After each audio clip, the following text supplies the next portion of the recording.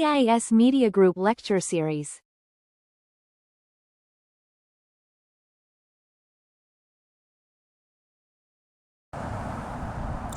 Hello, good afternoon.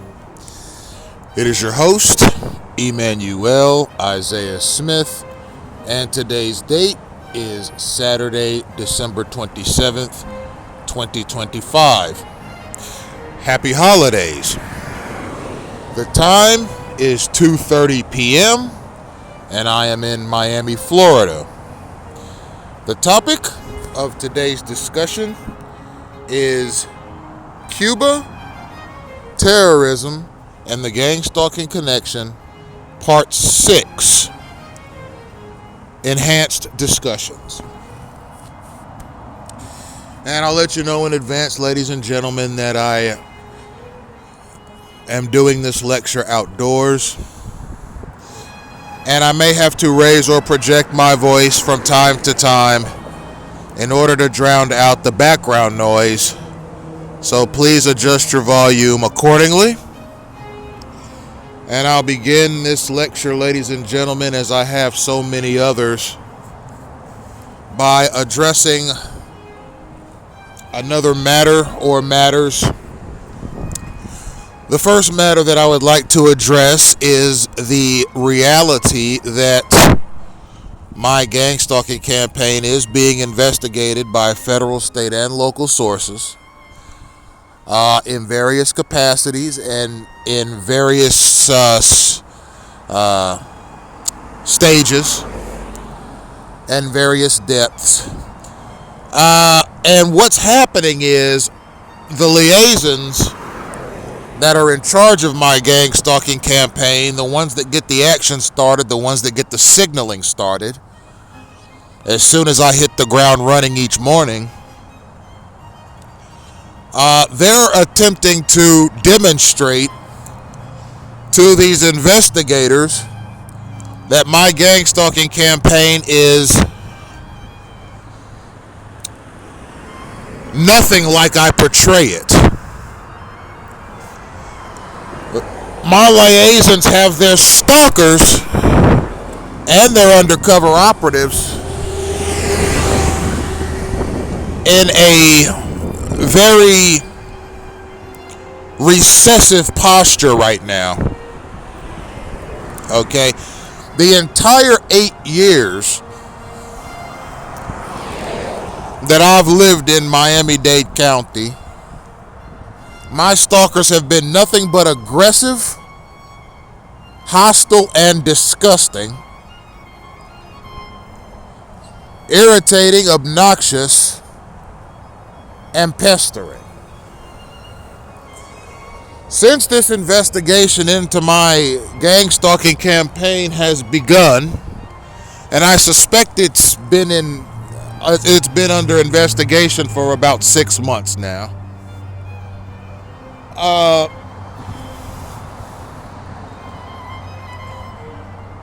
my stalkers and my stalkers and undercover operatives have begun tiptoeing a little bit because they know that there are federal sources watching me and by proxy watching them. And because I have new federal sources watching me, my stalkers are trying to be on their best behavior to the extent that a gang stalker can be on their best behavior.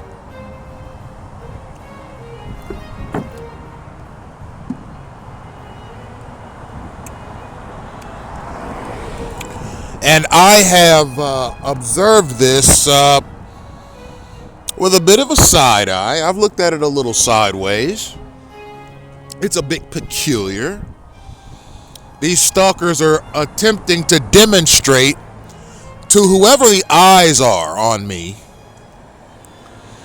that are from a federal source above them and above their power. Okay, my gang stalking campaign is being audited right now by the U.S. federal establishment. And I'm going to reserve judgment as to whether or not this this new auxiliary that's got eyes on me has been effective or not, because my gang stalking campaign is still in effect and undercover operatives are still signaling stalkers to my location to attempt to instigate altercations or use bodily functions and other disgusting mechanisms to fling bacteria my way through the air.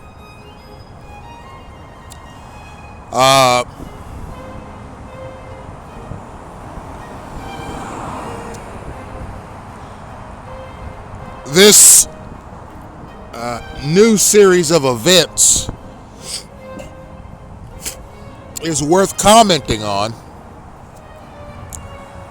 because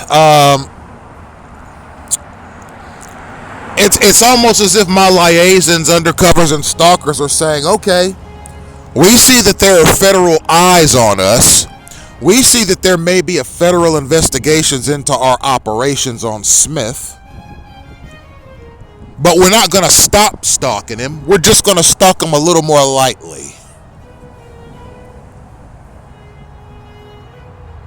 You know, it would be like a school teacher in a middle school or high school who was caught physically abusing students, and when the headmaster or the principal finally confronts the teacher for abusing their students, the teacher says to the headmaster or principal, okay, I'll tell you what, I'm caught, you've caught me, I'm abusing my students, but I am going to learn from this lesson,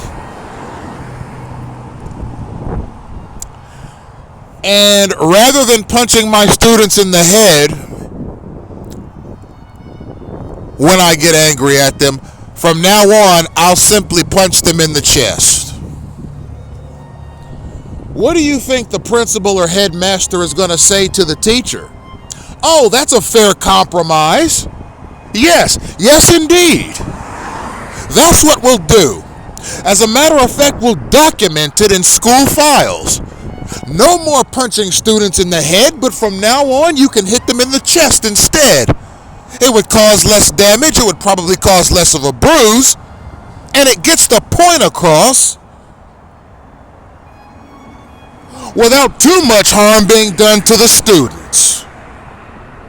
No, the teacher is going to be fired. They're going to have their teaching license revoked, and they're going to be brought up on criminal charges. You see, my stalkers, liaisons, and undercovers are taking that approach to this audit that's obviously being done on my gang stalking campaign. They're demonstrating to the auditors, who are of a federal nature, okay, and mind you, the auditors could be from the executive office of the President of the United States. These auditors could be from Congress. These auditors could be from the Department of Defense. These auditors could be from the Department of Justice. These auditors could be from the Supreme Court to check the constitutionality of clandestine gang stalking, as I, your host, Emmanuel Isaiah Smith, has reported it.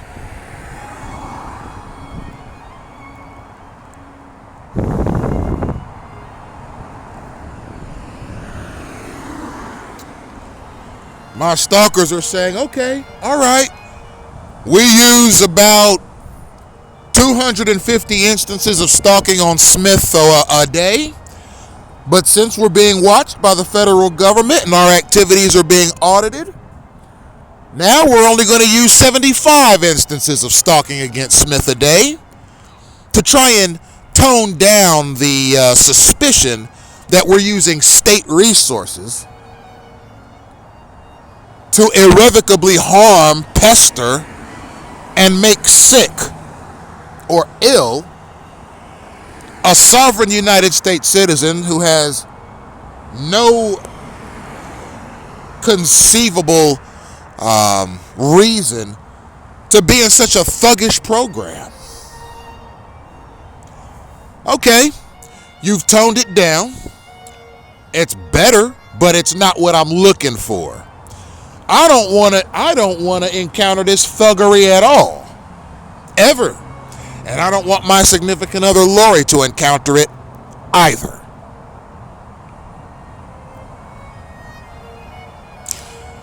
I don't want no two-bit gang stalker taking no degenerate signal from another two-bit gang stalker to my location so they can pester me or do whatever it is they do.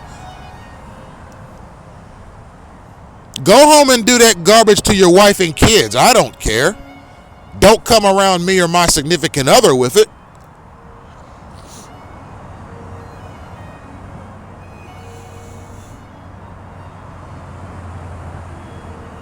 All right?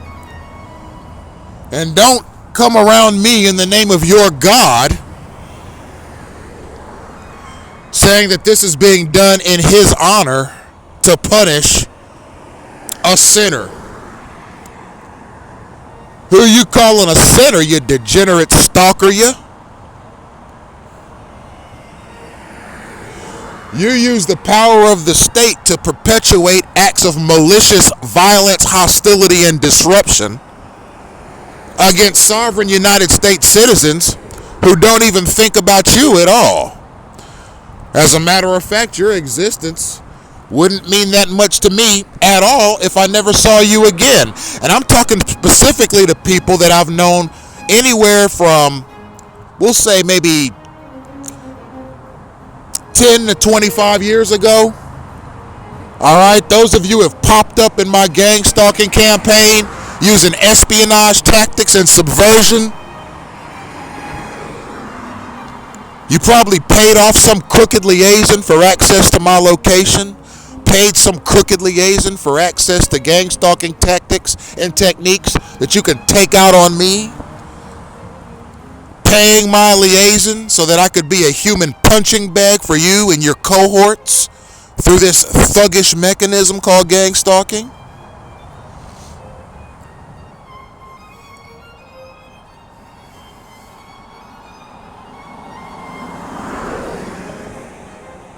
All right, you guys ever seen an ostrich? The big tall bird with the really long neck and the furry midsection and the long skinny legs and the sharp talons. You all know what an ostrich is. You've seen them in the local zoo, right? What do ostriches do? They dig a hole of some kind, right? When it's hot outside, they dig a hole and then they walk over and they stick their head in that deep hole that they dug so that their head will be protected from the sun rays. All right? If you're a liaison, an undercover operative, or a gang stalker, and you've plugged into my gang stalking campaign somehow, it doesn't matter if I know you personally or not. If you're only doing stalking today with your wife and kids, or if you've plugged into my gang stalking campaign as a person I knew from years or decades ago, and you think this is the ultimate way to get back at me for some foolish gripe you have, do like an ostrich. And I'm telling you this in front of the whole world. Do like an ostrich. Go dig yourself a nice deep hole, 7 feet deep, and walk over to it and get down on your hands and knees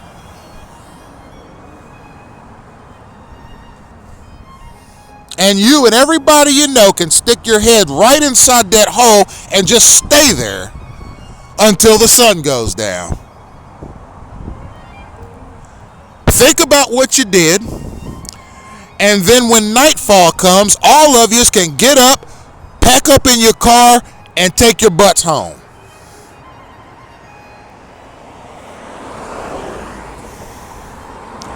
That's what I think of liaisons, undercover operatives, and stalkers that use a thuggish signaling mechanism to attack people.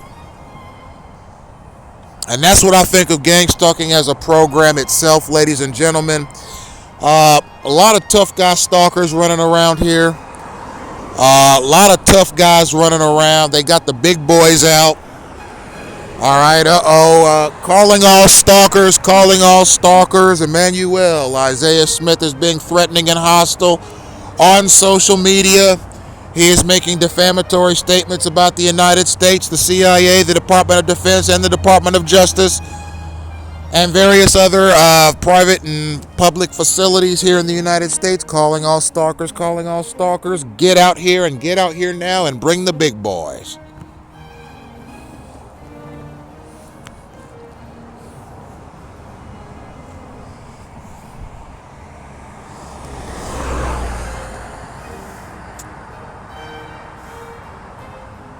Right? That's the alert they got going.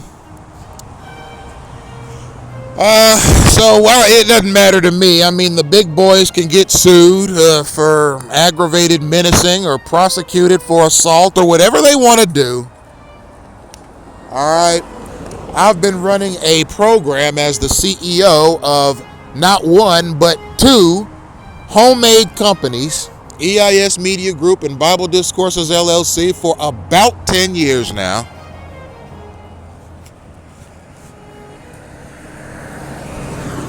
My fight is an administrative fight. And if they want to bring out their cowboys or whoever it is they think they got out here because they don't like what I do, tell them to go read the Constitution if they can read it all. I'm starting to wonder if any of these stalkers, liaisons, or undercovers have the capacity or the cerebral ability to even read the Constitution. If they could read the United States Constitution or even the Constitution of the state of Florida, they should do it and get some insight as to what freedom of speech is.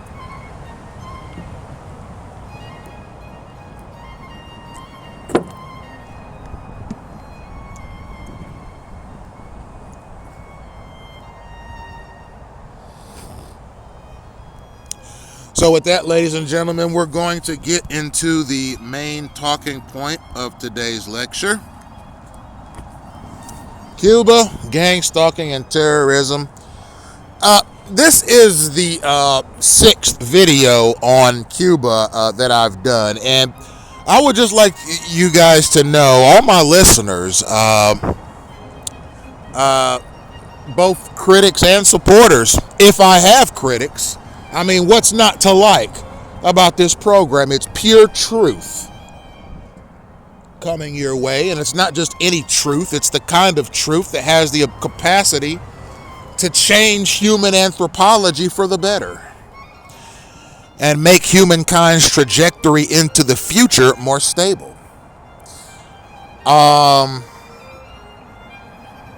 If you like it, wonderful. If you don't, go read the Constitution and come back to me and listen to a lecture. And don't forget to read the Bill of Rights, because the Bill of Rights is indexed to the U.S. Constitution, and it expounds upon the concept of inalienable rights. Ladies and gentlemen, there is one thing I'd like to clear up, though. I have spoken in the past about the concept of government being an institution founded on the precept of the people, by the people, for the people, which was similar to the political philosopher Karl Marx's idea of the tyranny of the masses. I would like to make a correction about that. Now,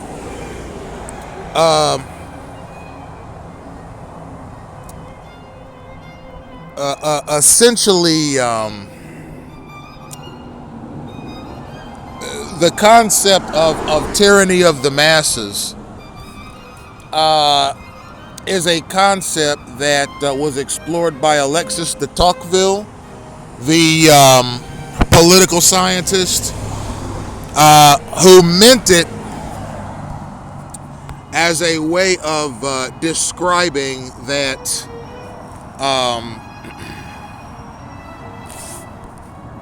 in any society, there is a majority that has a capacity to impose itself on a minority using any number of socio-political causes. Okay. The tyranny of the masses is described as a majority group in a democracy using its power to oppress minorities or individuals, imposing its will, interest, or beliefs without regard for others' rights, leading to potential silencing, marginalization, or unjust laws. A concept explored by thinkers like Tocqueville and Mill, often countered by constitutional limits and checks in democratic systems. So tyranny of the masses is something that I interpreted as sort of a relative to of the people, by the people, and for the people. When you say the tyranny of the masses, it's been many years since I've explored this concept. It reminds me of someone saying that the masses or the people should be the tyrants and the governments should be the servants. You see? But that's not the actual definition of tyranny of the masses. It just simply means that majorities in any particular territory or region have the ability to oppress a minority. And the reason that that's no good is because we have constitutional rights that apply to all people equally.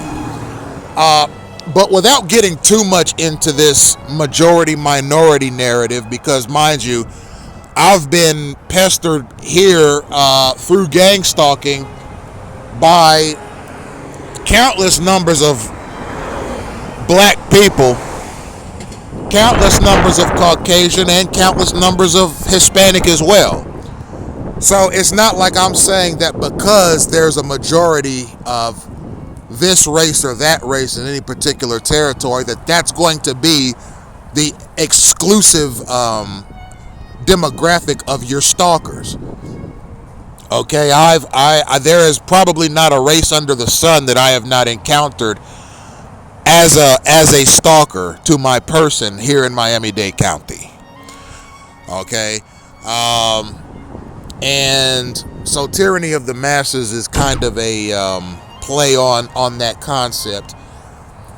And of the people, by the people, and for the people is a different concept than tyranny of the masses. Of the people, by the people, for the people is a constitutional precept that asserts that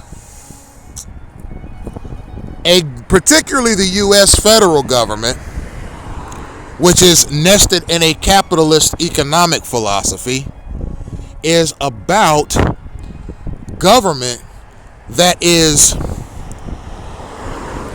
exists for the prosperity of the citizens, and that the existence, the functioning, and the trajectory of that government through time is solely and most importantly to serve the people and make sure that the people are able to prosper.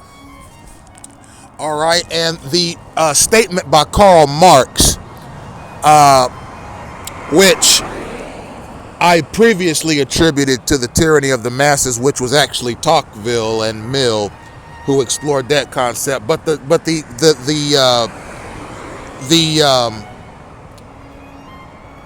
concept of the dictatorship of the proletariat, that's Karl Marx's statement. Karl Marx is the one that said that. I had previously attributed the tyranny of the masses to Karl Marx, but that was not Karl Marx's concept. Karl Marx's concept was the dictatorship of the proletariat. You see.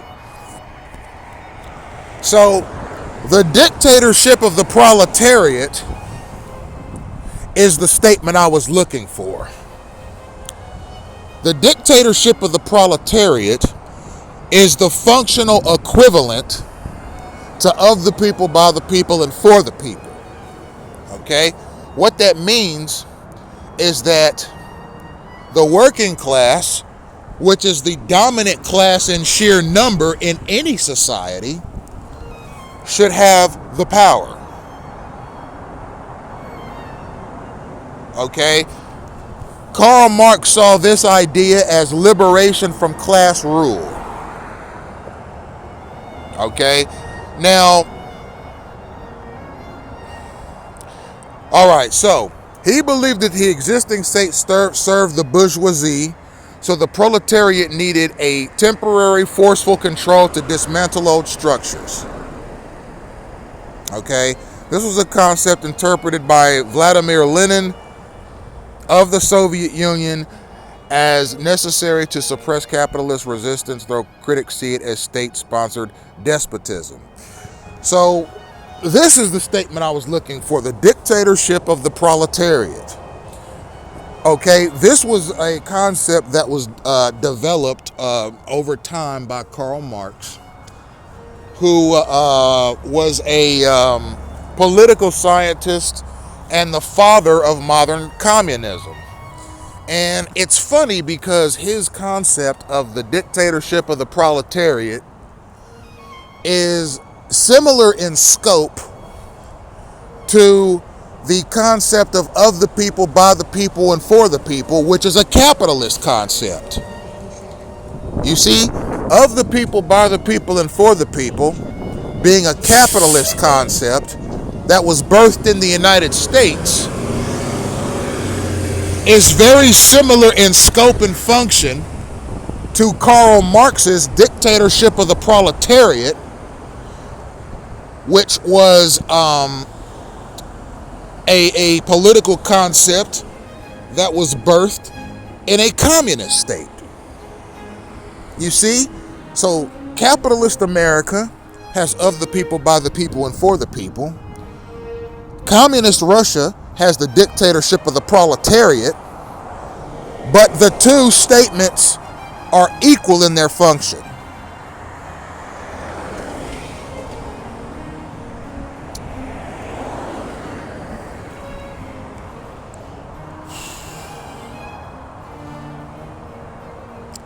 That the people should have the power.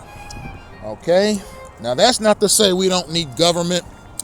Of course we need government, because the depths of human depravity is a bottomless pit. There's no limit to the horrors that humans are capable of unleashing upon one another. And we need government to check human behavior, period. So I'm not anti-government. I'm not anti-monarchy either. I think monarchies around the world are symbols of human excellence. And they're time-honored traditions. And I believe wholeheartedly that the people should be in control of these matters in accordance to what they feel is right for their country. And there are dozens of monarchies around the world that the people continue to sustain in philosophy and in deed. And it's nice to see those monarchies thrive and prosper in accordance with the constitutions that these constitutional monarchies honor on a daily basis. So, having cleared that up, let's get right into the meat of the matter. I am going to read from the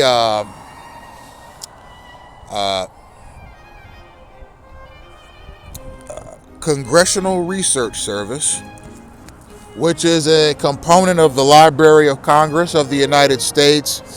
It's order code RL 32251. The CRS report for Congress received through the CRS web, Cuba and the state sponsors of terrorism list. This particular document was updated on May 12th of 2005 and was managed by Mark P. Sullivan, a specialist in Latin American affairs, foreign affairs, defense, and trade division.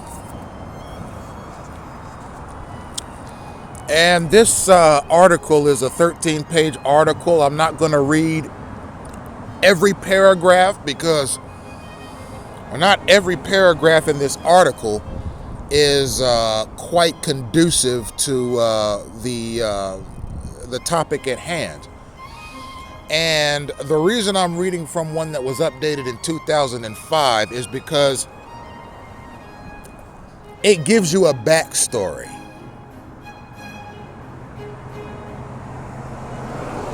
As to the topic at hand, and we can use it to compare and contrast similar documents that were written as recently as January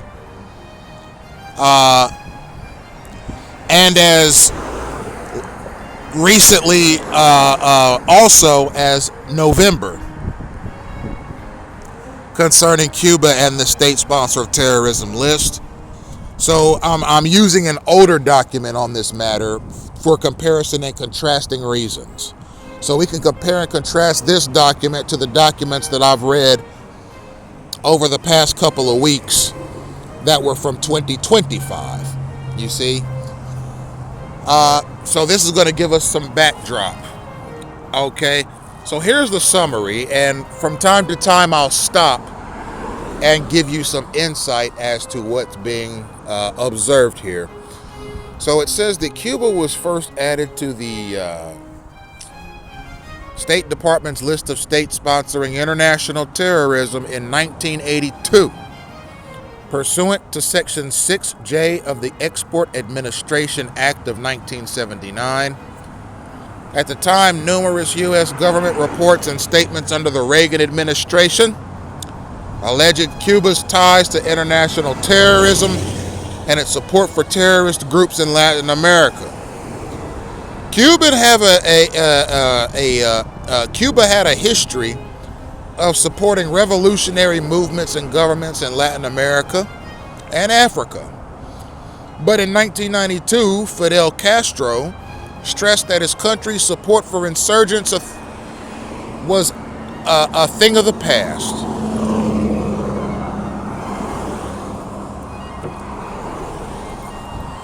Cuba's policy change was in large part a result of Cuba's diminishing resources following a breakup of the Soviet Union and the loss of billions of dollars in annual subsidies to Cuba. Cuba remains on the State Department's terrorism list with 5 other countries: Iran, Libya, Syria, Sudan, and North Korea.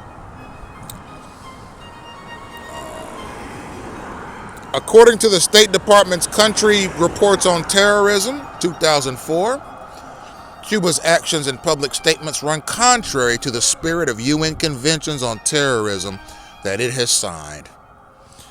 The report asserts that in 2004, Cuba continued to actively oppose the U.S. coalition prosecuting the global war on terrorism.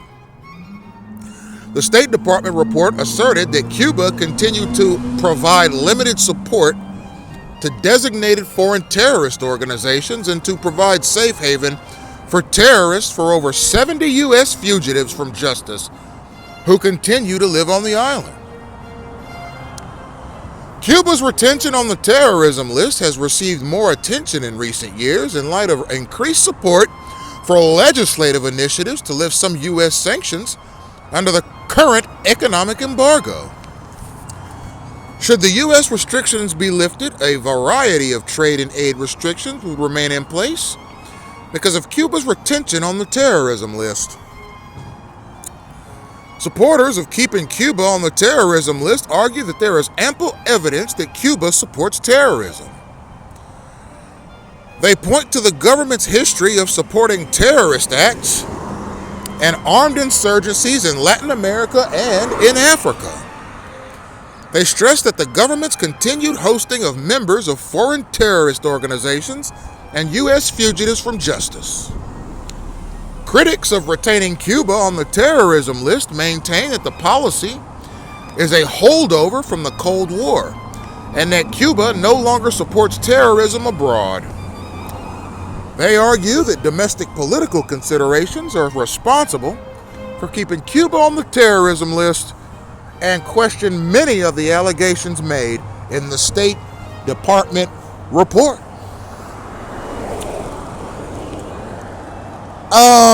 Ladies and gentlemen,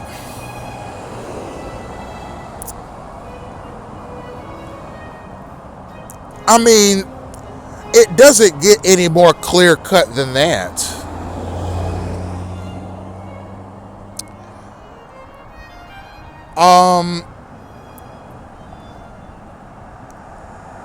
First and foremost, when this document was written in 2005,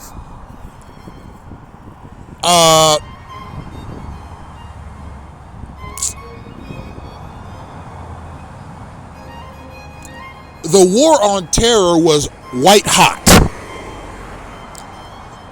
All right, I mean, the U.S. military and the military of its allies were going full throttle throughout the Middle East and North Africa.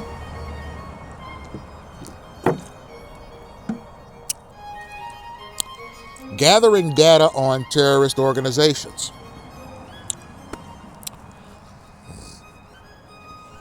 Now, when it came time for Cuba to help out, Cuba said, no, we're not going to help you out on the global war on terrorism. The United States said, all right, that's fine, Cuba. You're going right on our state-sponsored terrorism list.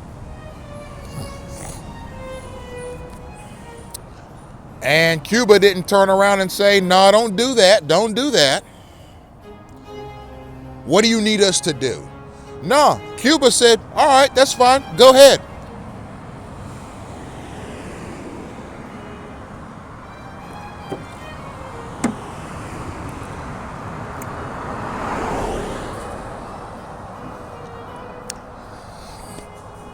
The State Department said, fine by us, and they slapped Cuba right on that terrorism list too.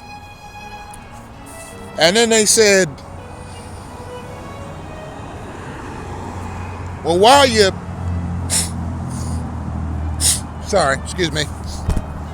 Then the U.S. said to Cuba, so now tell us what it is you're doing.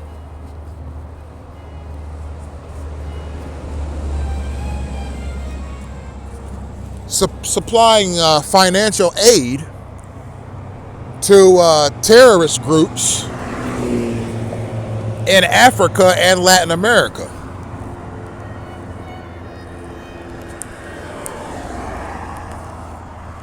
Of course, they didn't answer straight. What's that got to do with what we're talking about here? The United States said, okay, and we're going to start naming all the terrorist groups that Cuba sent money to. Why? Maybe it's out of sense of nationalism.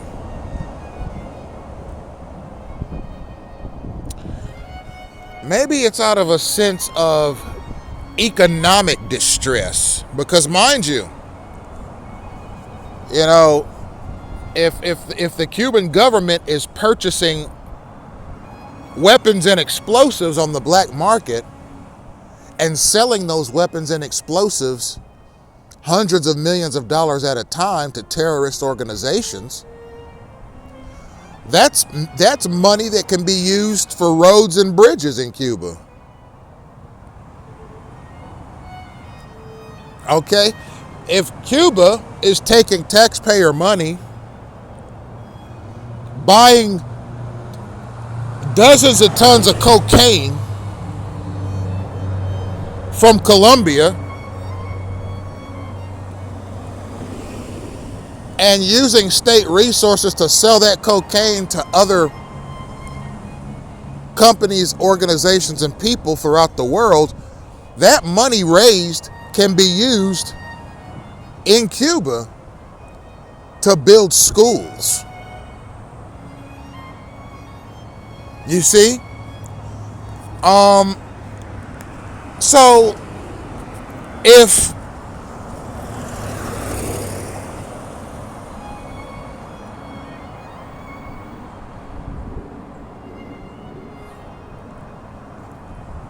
if all terrorism is shut down, where is Cuba going to raise the additional funds it needs to do public works? You see? And I'd like to add an update. It says here that the 5 other countries that are with Cuba on the terrorism list, Iran, Libya, Syria, Sudan, and North Korea. Today, only Iran and North Korea remain on that list. And the U.S. federal establishment has reasons for that. It's not to say that Iran and North Korea are not beautiful countries. They are. They are beautiful countries, and they both have rich, illustrious histories. But the United States federal establishment has found them to be in violation of various national and international codes of diplomacy and civility that may lead to the harboring or assistance of terrorist organizations or persons. That's according to the State Department of the United States.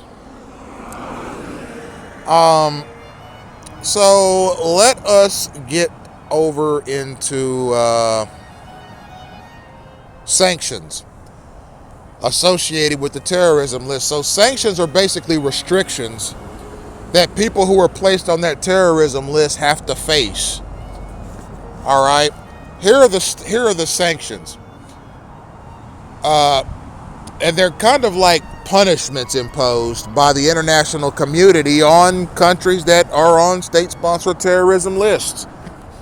So it says that the state sponsors, and this is from the same article. This entire document that I'm reading from is from the same article, curated by the State Department. It says the state sponsors of terrorism list is mandated under Section 6J of the Export Administration Act of 1979, as amended, under which the Secretary of State makes a determination when a country has repeatedly provided support for acts of international terrorism.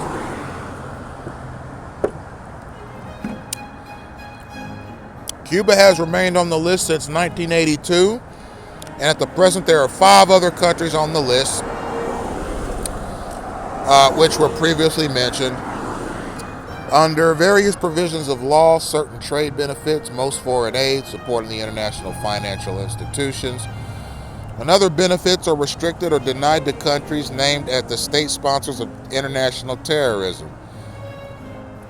Under the authority of Section 6J of the Export Administration Act, validated licenses are required for exports of virtually all items to countries on the terrorism list, except items as specifically allowed by public law, such as informational materials, humanitarian assistance, and food and medicine. Being listed as a sponsor of international terrorism also restricts bilateral assistance and annual foreign aid. And as most recently in Section 527 of the Foreign Operations, Export Financing and Related Appropriations Act, Division D, Section 502 of the Trade Act of 1974, makes a country ineligible for the generalized system of preferences if it is on the Section 6 terrorism list.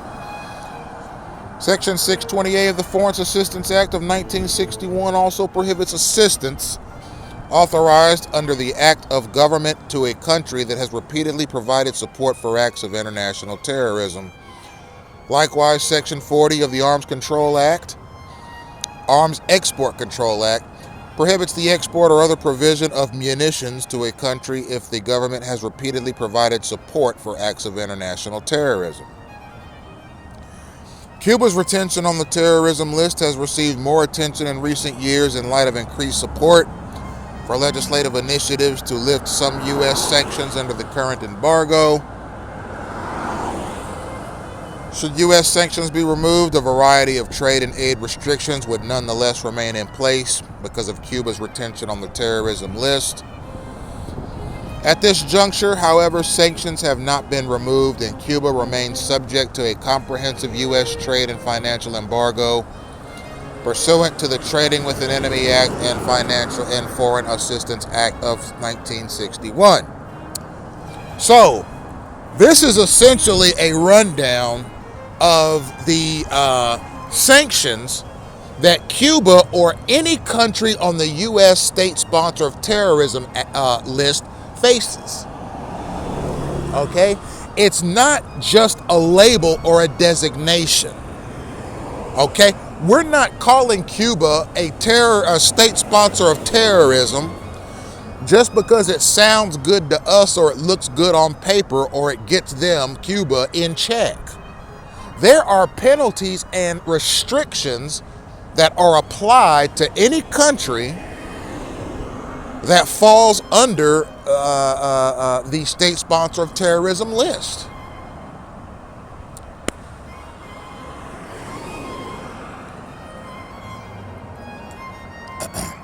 So, what we're seeing here is that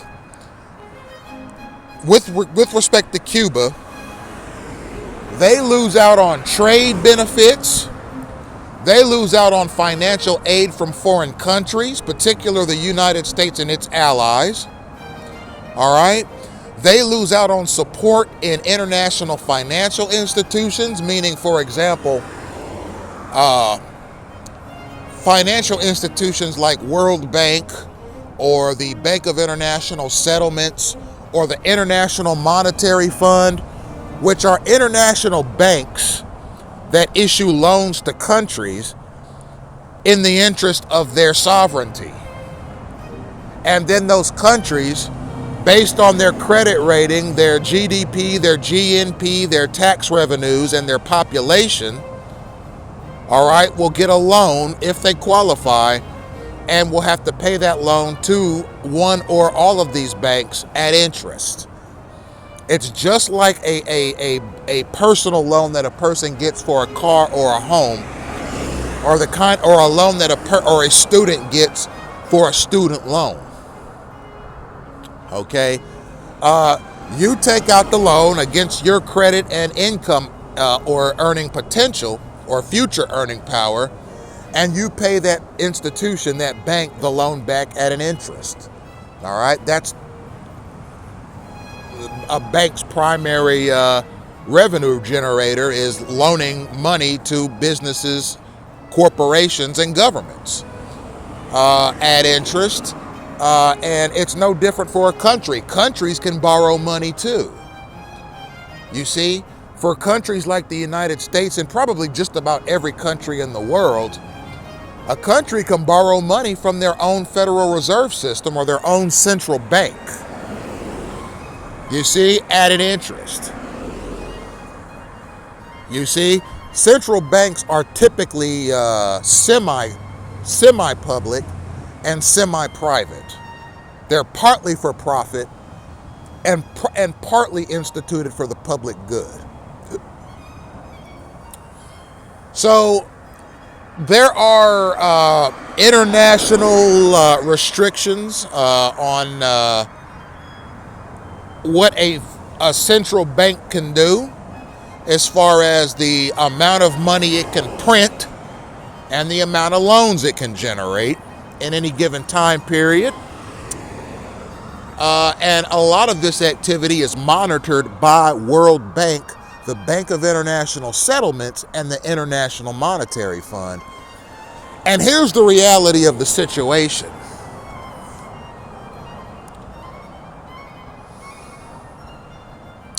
If you go on a state sponsor of terrorism list by a country like the United States, which is considered a world power and a creditor nation, a country that all of the international banks have done extensive business with over the generations. You, as a country, are going to have difficulty getting loans from these banks to assist you in providing any kind of a future for your people.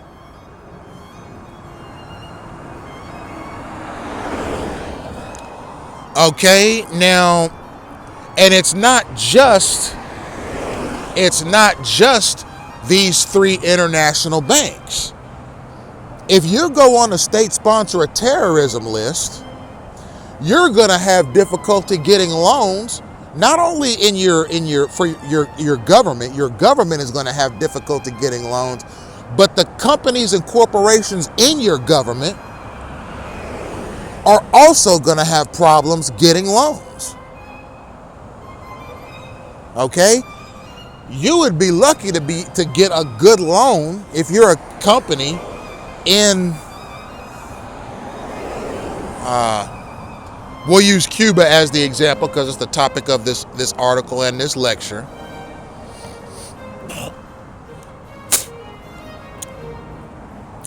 You're not going to be able to get loans from American banks. You'll be lucky to get loans from many European banks either, and some of the banks in Asia won't do business with you either if you're on a state sponsor of terrorism list. So there are economic sanctions, economic punishments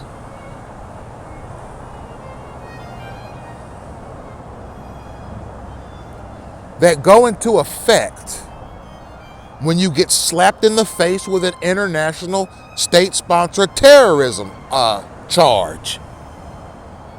Okay? It hurts your economy, it hurts your government, it hurts your private institutions, and by proxy, it's going to cause a shortage in resources, and it's going to hurt your people.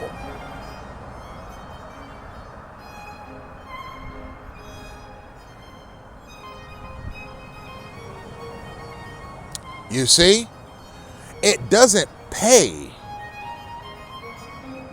okay, sociologically or politically, to get thrown on a state sponsor of terrorism list. There are penalties associated with it. There are trade restrictions, okay? You're not going to be able to do trade with the United States or many of its allies to the extent that you need to do trade with the United States and many of its allies if you get thrown on the state-sponsored terrorism list. Okay, your import and exports are going to go down because less companies and less governments are going to be permitted to do business with you because you're on a state-sponsored terrorism list.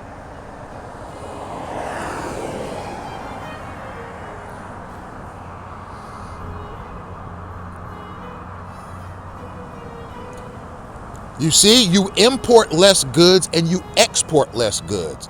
You have less goods coming in from other countries, and you have a harder time selling Cuban goods to other countries because they won't be able to do business with you by law. You see. All right, so let's skip down to the paragraph, Cuba's initial placement on the terrorism list. And ladies and gentlemen, this lecture will go over the 1 hour mark. Thank you for listening. Effective March 1st, 1982, the Reagan administration added Cuba to the list of state sponsors of terrorism pursuant to 6J of the Export Administration Act of 1979. Press reports at the time indicated that the Commerce Department notified Congress on February 26, 1982, that Cuba was being added to the list of countries that sponsor international terrorism, but that no explanation for the addition was given. The Commerce Department published an interim rule in the Federal Register on 19th of April, 1982, stating that it was amending the export control regulations with an effective date of March 1st, 1982, to add a statement that Cuba had been designated by the Secretary of State as a country that has repeatedly provided support for acts of international terrorism. The addition of Cuba was not considered significant at the time, since the United States had already had comprehensive economic sanctions on Cuba dating back to the early 1960s. As a result, the economic sanctions associated with being added to the terrorism list would have had no political significance. While the administration provided no explanation in the Federal Register as to why Cuba was added to the terrorism list, various U.S. government reports and statements under the Ronald Reagan administration in 1981 and 1982 alleged Cuba's ties to international terrorism. In addition, a 1998 State Department chronology on U.S.-Cuban relations and a 2003 State Department document provide further explanation of why Cuba originally was designated as a state sponsor of terrorism. The CIA, the Central Intelligence Agency's Pattern of International Terrorism, published in June 1981, stated, Havana openly advocates armed revolution as the only means for leftist forces to gain power in Latin America, and the Cubans have played an important role for facilitating the movement of men and weapons into the region. Havana provides direct support in the form of training, arms, safe haven, and advice to a wide variety of guerrilla groups. Many of these groups engage in terrorist organizations. In January 1982, President Ronald Reagan stated in his State of the Union address, towards those who would export terrorism and subversion into the Caribbean and elsewhere, especially Cuba and Libya, we will act with firmness. In February 1982, the Department of State published a research paper on Cuba's renewed support for violence in Latin America, originally presented in December 1981 to the Subcommittee on Western Hemisphere Affairs of the Senate Foreign Relations Committee, which detailed Cuba's support for armed insurgencies and terrorist activities in Latin America and the Caribbean. The State Department asserted that Cuba has encouraged terrorism in the hope of provoking indiscriminate violence and repression in order to weaken government legitimacy and attract new converts to the armed struggle. The paper maintained that Cuba was most active in Central America, especially Nicaragua, where it wanted to exploit and control the revolution, and El Salvador and Guatemala, where it wanted to overthrow the government. Cuba was also reported to provide advice, safe haven, communications, training, and some financial support to several violent South American organizations. This included training the Colombian M-19 guerrillas with the objective of establishing a people's army. The State Department Pattern of Institutional Terrorism 1982 stated that both Cuba and the Soviet Union continued to provide financial and logistical support and training to leftist forces in the area that conduct terrorist activity. The report further stated, in its efforts to promote armed revolution by leftist forces in Latin America, Cuba supports organizations and groups that use terrorism to undermine existing regimes. In cooperation with the Soviets, the Cubans have facilitated the movement of people and weapons into Central and South America, and have directly provided funding, training, arms, safe haven, and advice to a wide variety of guerrilla groups and international terrorists. A 1998 State Department chronology of U.S.-Cuban relations from 1958 to 1998 notes that the U.S. has added Cuba to the terrorist list in 1982 because of its support of the M19 guerrilla group in Colombia. In 1982, January, the State Department officials asserted that Cuba was involved in providing arms to the M19 in exchange for facilitating U.S.-bound drug smuggling. M19 was responsible for hijacking a plane from Colombia in January 1982. The incident ended when hijackers were given a safe passage to Cuba. A 2003 State Department document broadened the explanation of why Cuba was designated to be a state sponsor of terrorism in 1982. Reflecting the rationale set forth from the documents in 1981 and 1982, the State Department maintains that Cuba was added to the list because of its support of terrorist groups in Latin America. It contends that Cuba was providing support for terrorist organizations all the time, including the Puerto Rican terrorist group known as the Armed Forces of National Liberation, the Farabundo Martí Nacional Liberación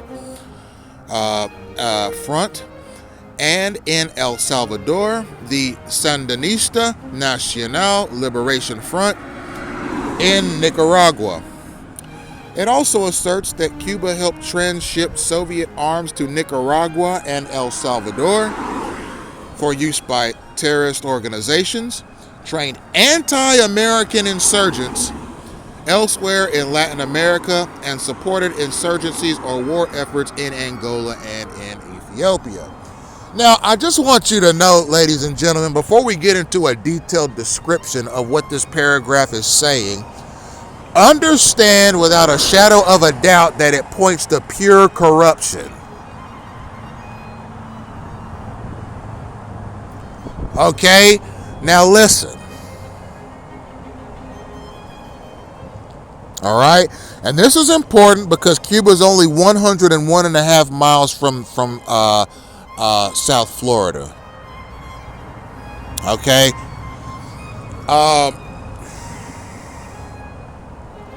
One second, please.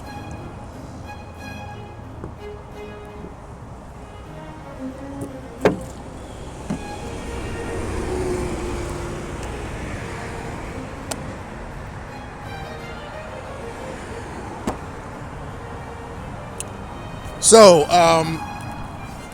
the only reason that a country would sponsor terrorism is because of the wealth that the government officials of that country will generate because of the sponsor of terrorism. It's not like the government is just saying, okay, we agree with these terrorists, or we agree with those terrorists, or we agree with some terrorists but not all terrorists, or we agree with these terrorists but not those terrorists, or we agree with all terrorists, right? It's a situation where you get kickbacks for supporting terrorism. So let's say I'm an official in a government, right? And let's say I'm a corrupt official and I want to get really rich during my time in office, right? And let's say somebody drops me a line one day and says, well, there's a terrorist organization over in Cuba you can finance, and if you use taxpayer money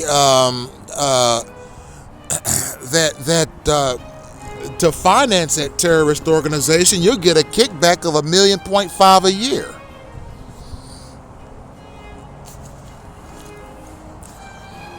All right, if you're a corrupted government official, you're going to take that kickback. And when America turns around and says, okay, we see what you're doing, you're going on our state sponsor terrorism list, you're going to say, I don't care. Go ahead, put me on that state sponsor terrorism list. It's not going to change the fact that my support of terrorism is going to result in a kickback to me in my personal bank account of $1.5 million a year. You can call Cuba all the names you want. You can call Cuba all the terrorists you want. You can put Cuba on every single terrorism list you have. It's not going to make no difference to me. You know why? Because as a Cuban official, I'm going to get that $1.5 million a year, regardless if Cuba's on a terrorist list or not. You see? Supporting terrorism is not ideological, it's economic. No country supports terrorist struggles for the fun of it, or simply because they agree with the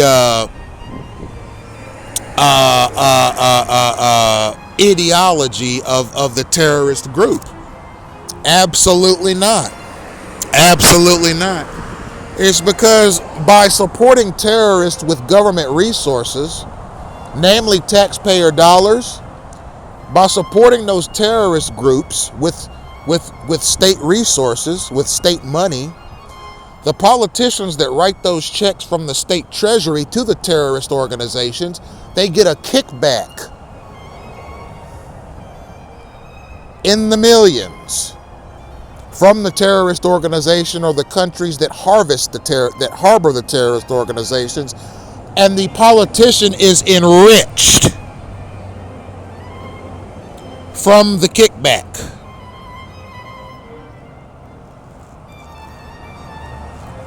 You see, it's not about ideology, it's about using taxpayer money to fund terrorist organizations who themselves return the favor by giving the issuing politician a check or cash for their assistance. That's what it's about. It's about milking the country's economic resources to support terrorists so the issuing politicians get money back from the terrorist organization as a gift. You see, it's about enriching oneself. It's not about supporting an ideology. It's about enriching oneself as a government official. All right, so let us get back to the article. This next paragraph from this article from the CRS report is called Current Rationale for Retaining Cuba on the Terrorism List. According to the State Department's Contrary Reports on Terrorism 2004, Cuba continued to actively oppose the global war on terrorism. The report asserted that Cuba's actions and public statements run contrary to the spirit of UN conventions on terrorism that it has signed. The State Department asserted that Cuba continued to embrace terrorism as an instrument of policy, and that Cuba continued to maintain that by acts of legitimate national liberation movements cannot be defined as terrorism. The State Department also noted that Cuba continued to provide limited support to foreign terrorist organizations as well as safe havens for terrorists. The report remained that Cuba provides safe haven to various Basque ETA members from Spain, despite a November 2003 request from the Spanish government to deny them sanctuary. The report also maintained that Cuba provided safe haven and some degree of support to members of two Colombian insurgent groups, the Revolutionary Armed Forces of Colombia, also known as FARC or FARC, and the National Liberation Army, also known as ELN. The State Department's 2002 and 2003 Patterns of Global Terrorism reports acknowledged, however, that Cuba acquiesced to this arrangement, and that Colombia publicly said that it wanted Cuba's continued mediation with the ELN in Cuba.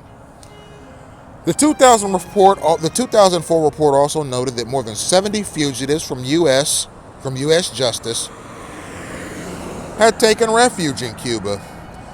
Many of these are accused of committing violent actions in the United States, including Joan Chizimard, who is wanted for the murder of a New Jersey state trooper in 1973. This is the biological weapons issue. This is important because I assert that in clandestine gang stalking campaigns, biological weapons are used against targeted individuals with regularity to make them sick, to make them ill, to make them weak, to demoralize them, to cause numerous hospital visits, and to drain their finances. Biological weapons, notably the State Department's annual reports on global terrorism, have not included mention of controversial allegations first made by some State Department officials in 2002 that Cuba has been involved in developing biological weapons. In May 2002, Under Secretary of State for Arms Control and International Security, John Bolton, stated that the United States believes that Cuba has at least a limited offensive biological warfare research and development effort and has provided dual-use technology to other rogue states. Bolton called on Cuba to cease all biological weapons applicable cooperation with rogue states and to fully comply with all of its obligations under the Biological Weapons Convention.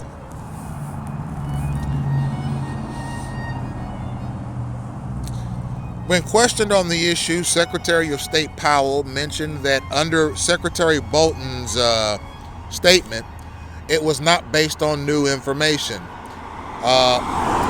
Powell asserted that the United States believes that Cuba has the capacity and the capability to conduct research on biological weapons, but has emphasized that the administration had not claimed that Cuba had such weapons. Some observers viewed Powell's statements as contradictory to that of Undersecretary Bolton.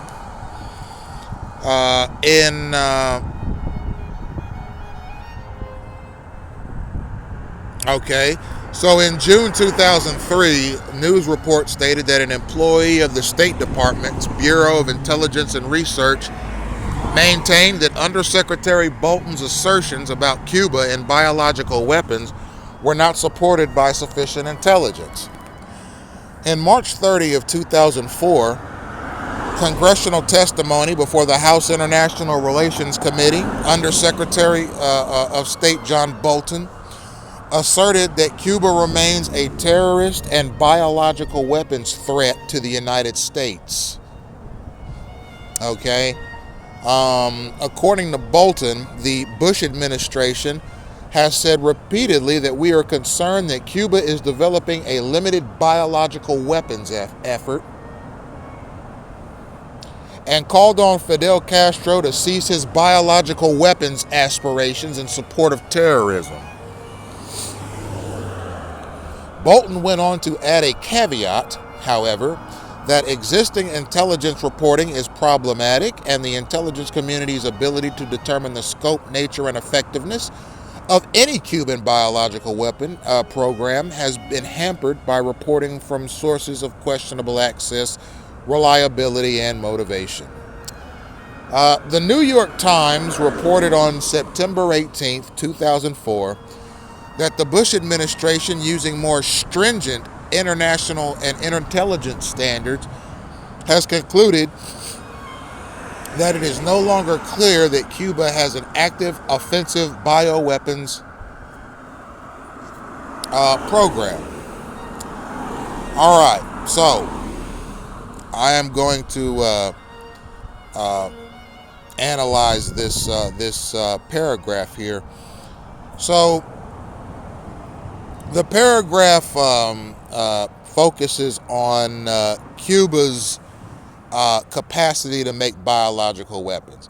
Now, let me explain to you what a biological weapon is. So, there are a number of weapons that are considered egregiously harmful and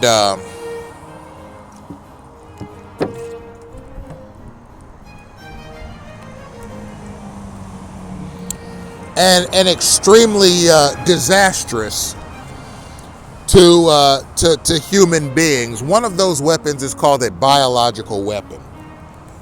So a biological weapon is essentially a weapon that is basically, it's a weapon that is designed to get people sick or ill. Okay, there are bombs that can be dropped on land, or bombs that can be detonated on land. When these bombs blow up or are detonated, they release untold tons of germs into the air. Okay? There are guns that you can shoot at people that shoot germs at them.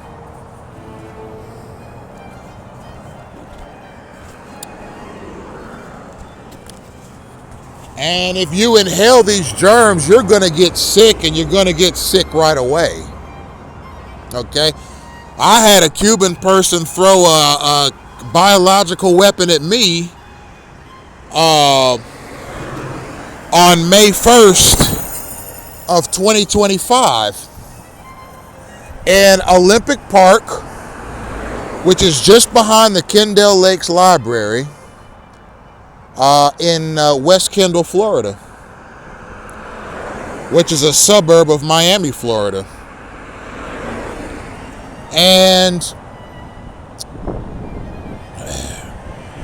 this weapon that was splashed in my face, about 25% of it remained in the bottle.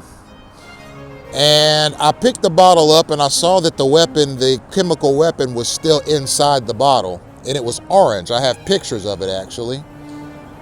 I took the bottle and I called 911 emergency, and when the officers and EMS responded,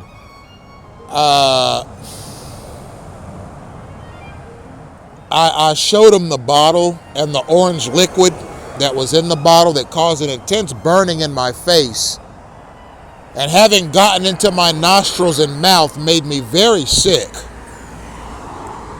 over the next few days and weeks, and I can probably still feel the effects of it today. I don't know what was in it, but whatever was in it was not viral.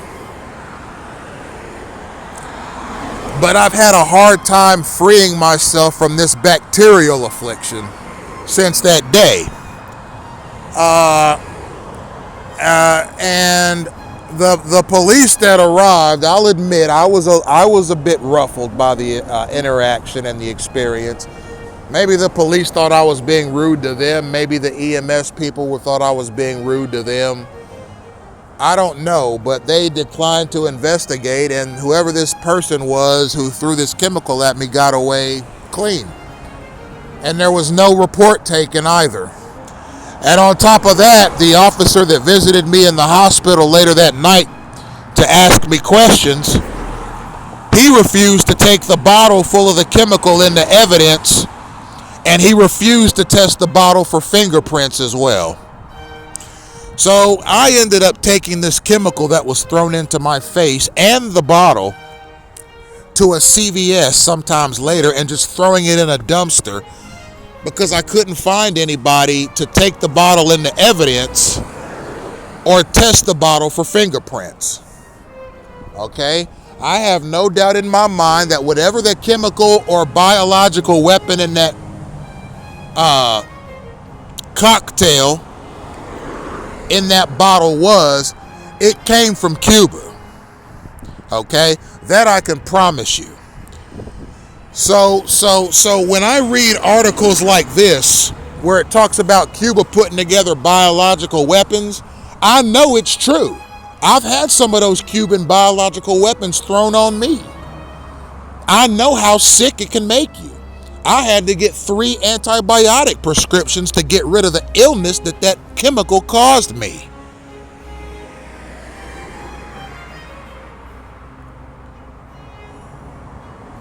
All right, yeah, Cuba develops biological weapons. I had one throw one at me.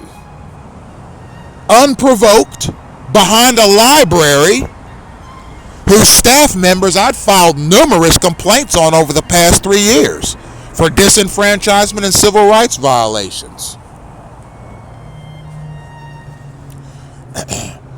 So Cuba is developing biological weapons on a massive scale.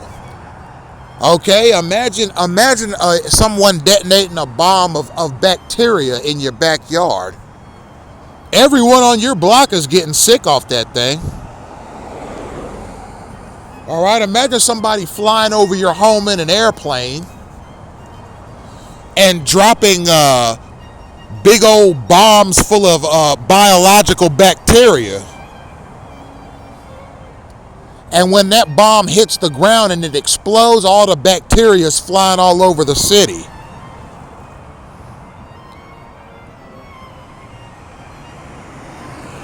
All right, biological weapons can be put in people's food and beverages. You can fling bacteria at people in buckets and pails. You get a bucket of some kind of bacterial substance, something biohazardous, and fling it on somebody.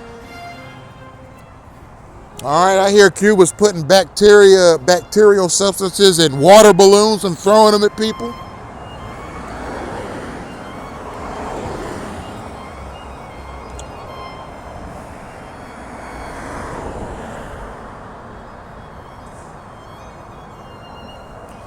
All right, that's what's concerning the United States, is their capacity to use biological weapons. I mean, it's a weapon that, rather than burn somebody up with a blast, or kill or hurt somebody with bullets, or detonating some sort of bomb, it's a weapon that is aimed at getting you sick or ill.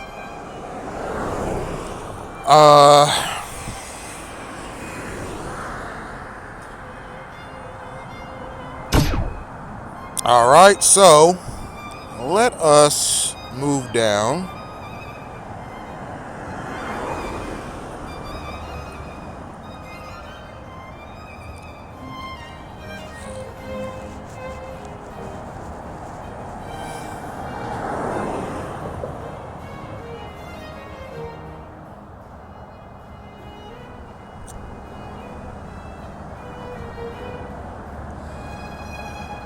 All right, we're gonna skip down to harboring members of foreign terrorist organizations, and the paragraph reads as follows. And mind you, this article is found on the digital.library.unt.edu page, and is the CRS report for Congress. All right. Printed in the Library of Congress.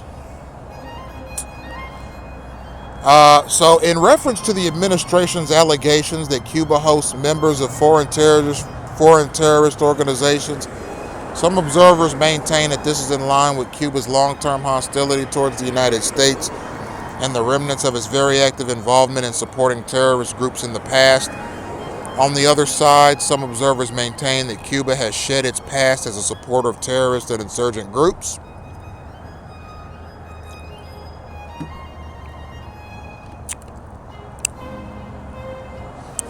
And members of terrorist organizations who reside in Cuba do so pursuant to the agreements or the acquiescence of the home countries of the terrorist organizations. Basque ETA members. Some observers maintain that the presence of Basque ETA members in Cuba stems from a 1984 agreement with the Spanish and Panamanian governments. Cuba asserts that the ETA members have never used Cuban territory for terrorist activities against Spain or any other country, and that the issue is a bilateral matter between Cuba and Spain. On the other side, some observers maintain that after the 1984 agreement, Some 20 ETA members sought by the Spanish authorities for killings in Spain were known to have found refuge and support in Cuba. Moreover, the Spanish government requested the extradition of ETA suspects from Cuba in August 2003, and according to the State Department, publicly requested Cuba to deny ETA members sanctuary in November 2003. Cuban FARC and ELN members. With regards to Colombian guerrilla groups members in Cuba, the State Department annual reports on global terrorism for 2002 and 2003 acknowledged that Colombia acquiesced to the presence of Colombian guerrillas in the country and has publicly said that it wants Cuba's continued mediation with the ELN guerrilla groups in Cuba. The Cuba government says that it is actively involved in hosting peace talks and that its contributions to peace talks have been acknowledged by Colombia and the United Nations. On the other hand, some observers contend that Cuba's role in supporting the terrorist activities of the FARC was demonstrated by the arrest of 3 alleged Irish Republican Army operatives in Colombia in 2001, one of whom, Niall Connolly, had lived in Havana as Sinn Féin's representative since 1996.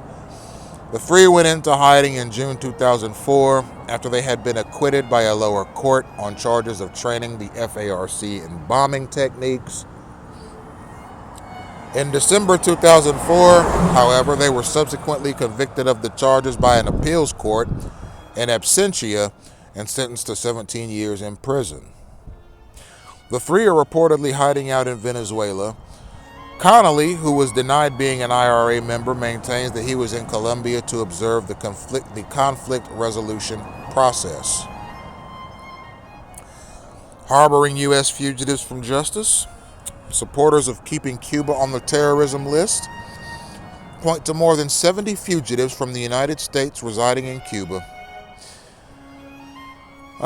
These include fugitives such as Joanne Chesimard, who was convicted for the killing of a New Jersey state trooper in 1973, Charles Hill and Michael Finney, wanted for killing a state trooper in New Mexico in 1971, Victor Manuel Llerena, a member of the militant Puerto Rican separatist group, wanted for carrying out a robbery of a Wells Fargo armed car in Connecticut in 1983. And Guillermo Morales, another member of a Puerto Rican militant group who was convicted of illegal possession of firearms in New York in the 1970s. Those who oppose this rationale for keeping Cuba on the terrorist list argue that this has nothing to do with terrorism and that many countries like Mexico and El Salvador harbor fugitives from U.S. justice but are not on the terrorist list. Moreover, they argue that Cuba has expressed interest in considering negotiation of the mutual extradition of fugitives. For example, Cuba would like to see the extradition of Orlando Bosch, a Miami resident, and Luis Posada Carriles, a controversial figure who reportedly will apply for asylum in the United States. Both are accused of bombing a Cuban airliner in 1976. Opponents of this rationale also point out that Cuba deported 2 fugitives from justice to the United States in late 2001 and 2002. U.S. drug fugitive Jesse James Bell in 2002 and William Joseph Harris wanted on child abuse charges in 2001 December. Comparison with other countries on the terrorism list. The level of terrorist activity by countries on the state sponsor of terrorism list varies considerably. As noted above, in addition to Cuba, there are 5 other countries on that list: Iran, Libya, Syria, Sudan, and North Korea. Iran is considered the most active state sponsor of terrorism, while countries believed to be less active supporters of terrorism include Libya, Sudan, and Cuba. Given this wide range of activity, some suggest that there should be a tiered approach with sanctions calibrated to the degree of support of terrorism, while others maintain that any level of support of terrorism is unacceptable and must be met with strong sanctions. Some suggest that there should be more flexibility in the ability to add and remove countries from the terrorism list in order to bring about the behavioral changes in the states that are involved in terrorist activities. Others believe that there are already sufficient flexibility in the legislative conditions set forth in the Export Administration Act for the administration to add and remove countries according to their behavior.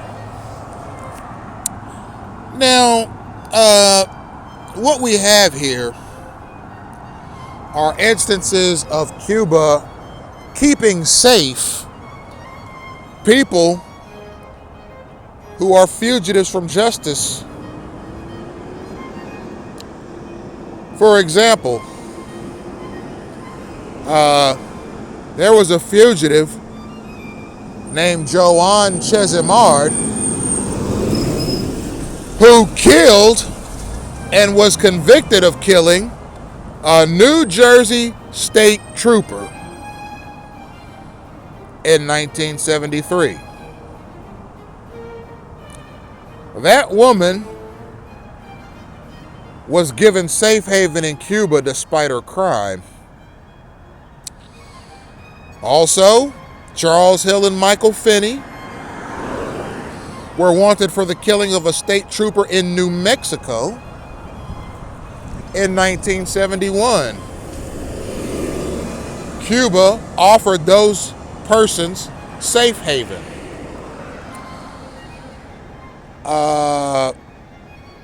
There was another person, Victor Manuel Garena, who robbed a Wells Fargo truck.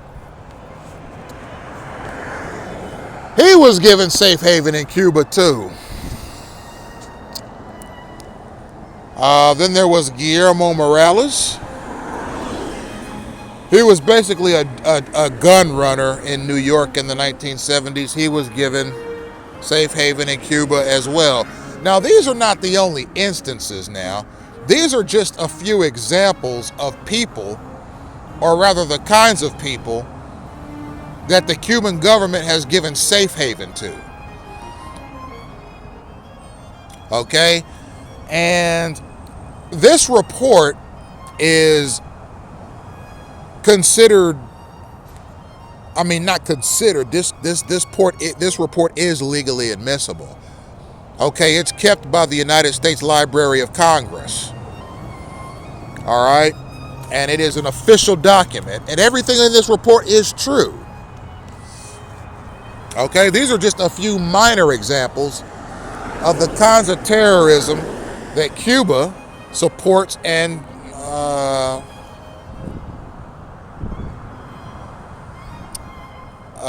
keeps safe. Okay?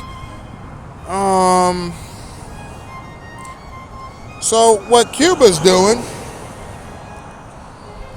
is they're saying, well, the Cuban government is paying people in various think tanks, right? Pro-Cuban think tanks. They're saying they're paying them. They're saying, they're paying them. They're paying them $1,500, and they're telling them now. Say to the media, say.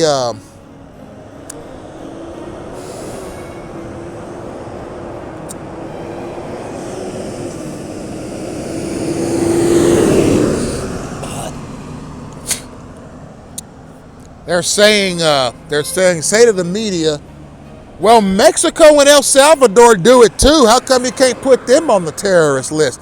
How come you only got to put Cuba on the terrorist list? Mexico and El Salvador are doing it too. Mexico and El Salvador are doing the same thing that we're accused of doing. And they're not on a terrorist list, only Cuba. Put Mexico and El Salvador on that list too. They're doing the same thing we are. Why are you only putting Cuba on the terrorist list? Put Mexico and El Salvador on that list too. That's what they're saying. They're like, don't let us be on that state-sponsored terrorism list alone. Ain't no other Latin American, or ain't no other, there are no other Hispanic-dominated countries on that list, only Cuba. They're saying that makes us look bad. Put some more Latino countries on there with us.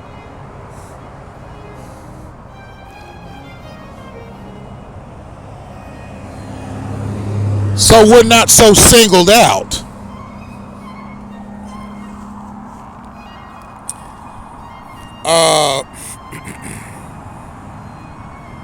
So at the present time, for Americans anyhow, if you can get to Cuba, there's a level 2 advisory. There's a level 2 terrorism advisory. Meaning if you travel to Cuba, do it with extreme caution.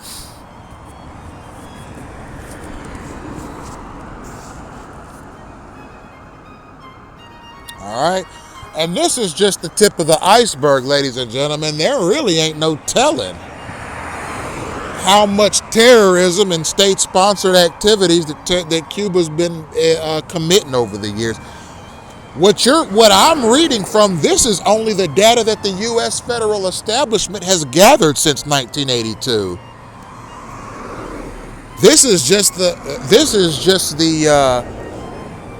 data that the United States has gathered. There's untold acts of terrorism and embezzlement and corruption and violence that's happening in Cuba, not only to Cuban people by Cuban people, but to Americans by the Cuban government, who obviously has extensive operations here. All right, are you saying, Smith, that this article is true and accurate? Yeah, it is true and accurate. And all the articles I read from are also true and accurate. And on top of that, you throwing gangstalking into the mix. Gangstalking ain't nothing but a product that's being sold to this government and the governments of other countries by crooked liaisons and crooked members of the U.S. military-industrial complex. Cuba picked right up on that.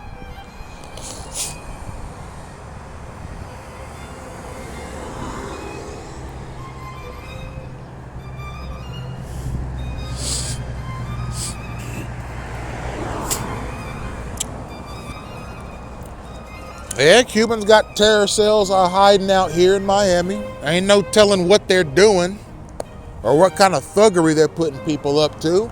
We already got a state-sanctioned disease-spreading mechanism here in the United States.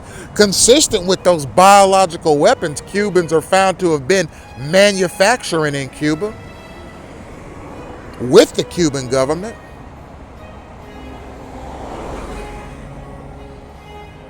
Okay? Oh, it's true, ladies and gentlemen.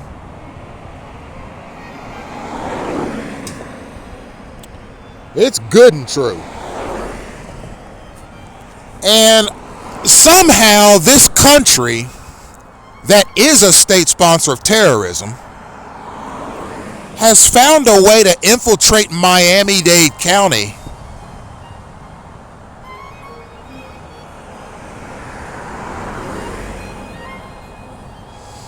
and perpetrate acts of terrorism here.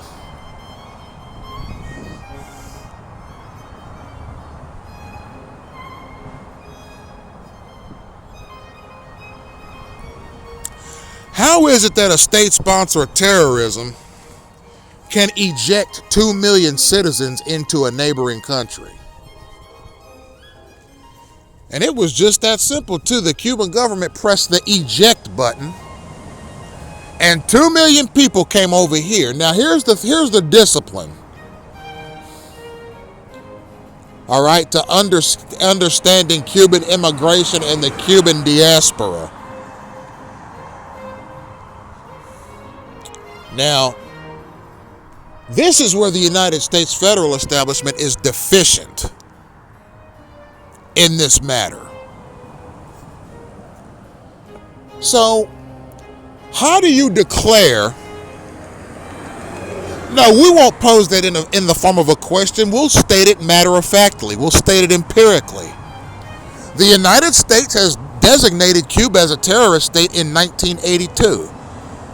That was 43 years ago. And then you turn your back to illegal immigration from that country to your own country. How defective is your border security policy and your national security policy to allow something like that to happen?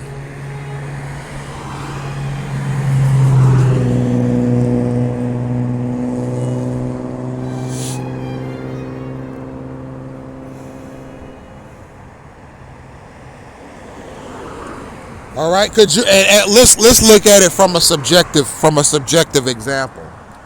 You got country A and you have country B. Country A observes terrorist actions in country B.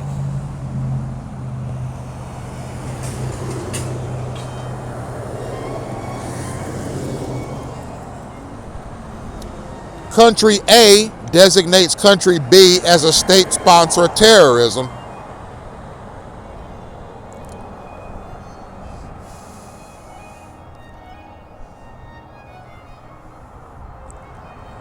Country A allows 2 million people from country B to sneak into country A.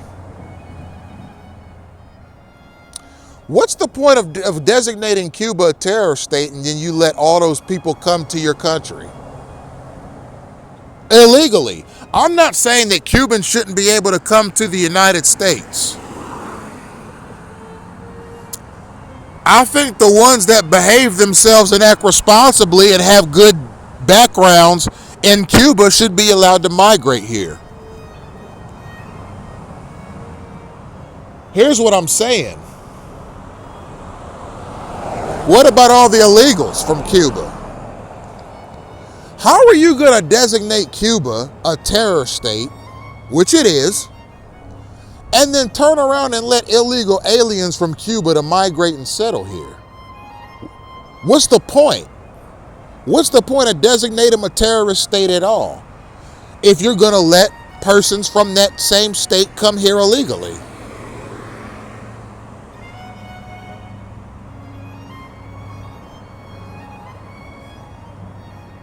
You know, make up your mind across the board, United States. How do you feel about Cuba? Do you see Cuba as a threat to national security? Do you see Cuba as a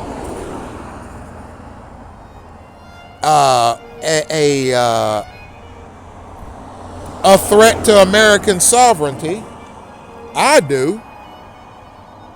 But the U.S. federal government needs to make its mind up across the board.